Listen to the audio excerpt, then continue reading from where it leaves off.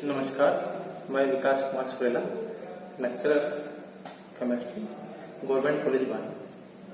हम कोरोना महामारी के चलते फिजिकल क्लासेस नहीं हो पाने के कारण ऑनलाइन या ई क्लास जो है पढ़ेंगे।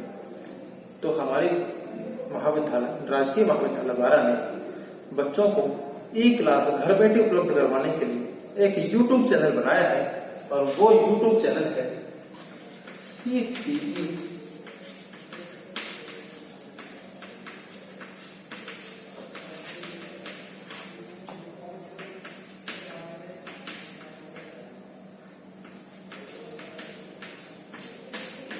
ये राजकीय महाविद्यालय बारा की ओर से बनाया गया यूट्यूब चैनल है, जिस पर राजकीय महाविद्यालय बारा में कार्यरत सभी असिस्टेंट प्रोफेसर अपने अपने सब्जेक्ट के वीडियोज तैयार करेंगे और उसको इस चैनल पर अपलोड करेंगे। सभी छात्र अपने विषय से संबंधित वीडियो इस यूट्यूब चैनल के माध्यम से घर बैठे देख सकते हैं और उनको डाउनलोड कर सकते हैं। आज हम रसायन शास्त्र कि BSc सेकेंड ईयर की पहली जो यूनिट है इलेक्ट्रोमैग्नेटिक स्पेक्ट्रम अवशोषण स्पेक्ट्रम, उसको स्टार्ट करें। तो BSc सेकेंड ईयर के वीडियोज आपको इस चैनल पर मेरे द्वारा अपलोड कर दिए जाएंगे, जिनको आप जो है पढ़ सकते हैं, देख सकते हैं।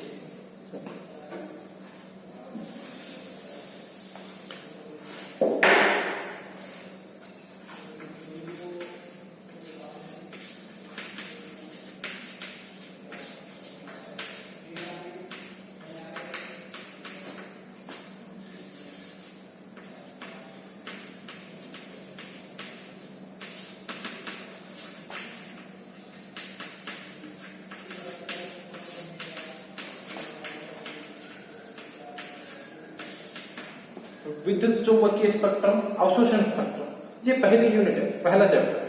तो इसकी बात करेंगे। विद्युत चुंबकीय स्पेक्ट्रम अवशोषण स्पेक्ट्रम, इसमें दो चीजें काम में आ रही है, विद्युत चुंबकीय और स्पेक्ट्रम। विद्युत चुंबकीय से बनता है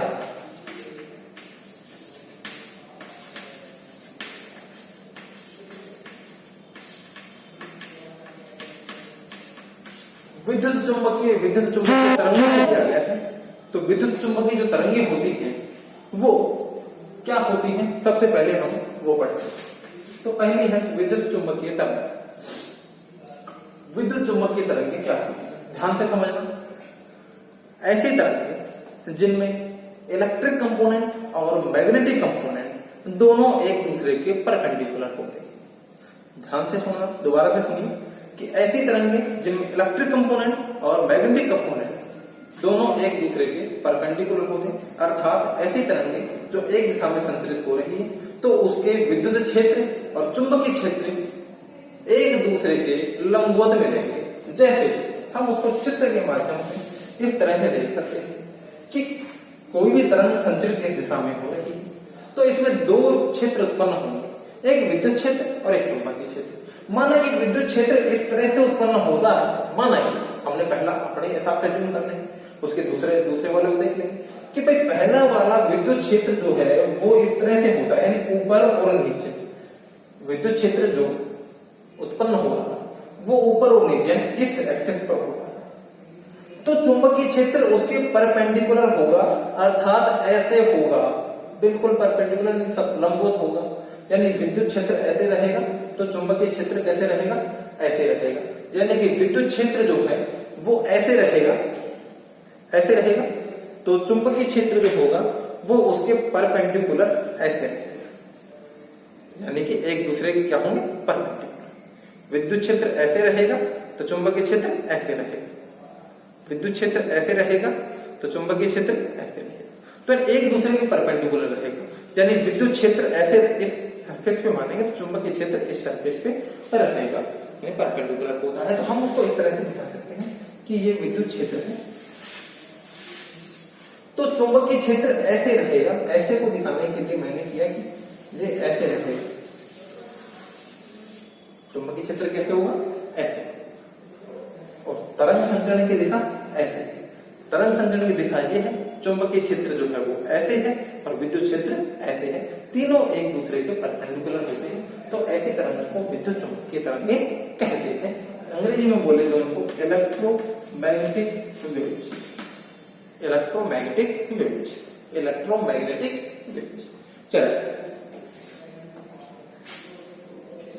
अब बात करते हैं कि स्पेक्ट्रम क्या होता है। भाई स्पेक्ट्रम क्या होता है? आप लोगों ने देखा होगा इंद्रधनुष का होता है। इंद्रधनुष एक स्पेक्ट्रम है। उसमें क्या होता है? जब प्रकाश का स्पेक्ट्रम भी आपने देखा होगा। ये प्रकाश को जब प्रिज्म में से गुजारा जाता है, ये क्या है? प्रिज्म।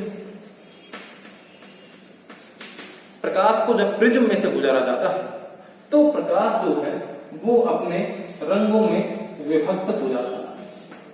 प्रकाश क्या हो जाता है?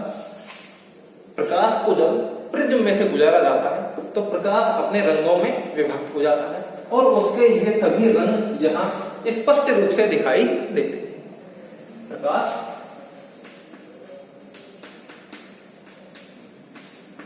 जब प्रकाश को प्रिज्म में से गुजारा जाता है तो वो विभाजित हो जाता है और विभाजित होने के बाद ये रंग अलग अलग दिखाई देते हैं। इसी को हम स्पेक्ट्रम कहते हैं। इसी को हम क्या कहते हैं?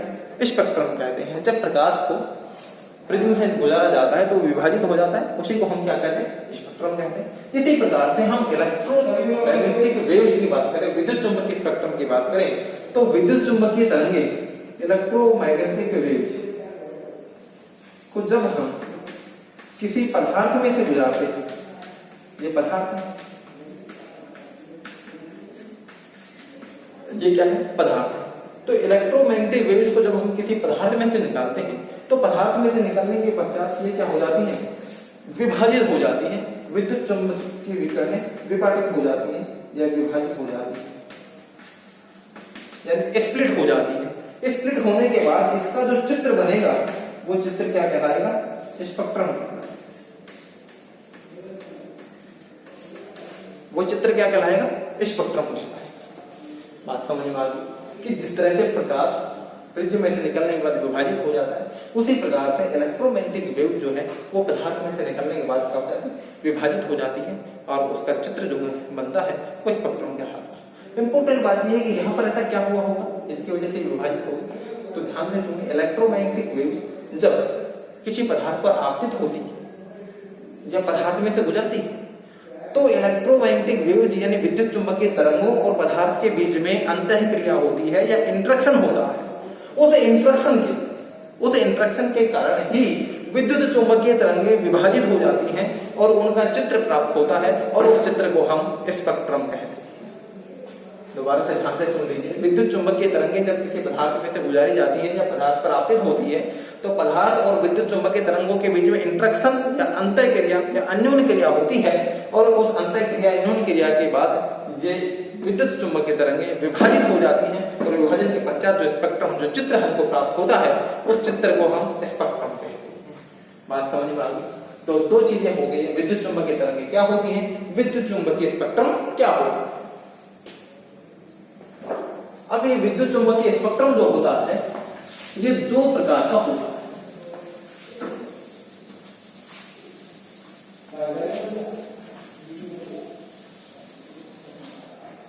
ये विद्युत चुंबकीय स्पेक्ट्रम जो है ये दो प्रकार का होता है। पहला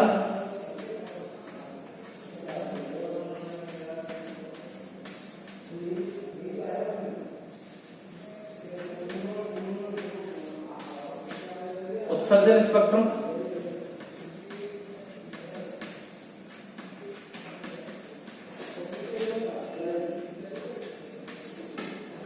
पहला है उत्सर्जन स्पेक्ट्रम और दूसरा है अवशोषण स्पेक्ट्रम। तो पहले हम उत्सर्जन स्पेक्ट्रम की बात करेंगे कि उत्सर्जन स्पेक्ट्रम क्या होता है।